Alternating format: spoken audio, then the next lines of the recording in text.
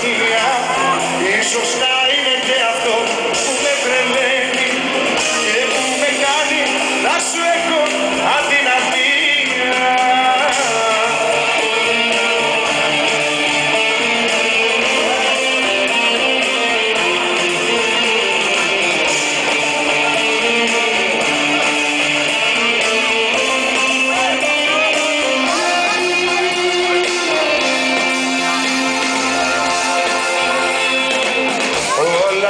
Σου με μια λέξη θα είχαν γίνει.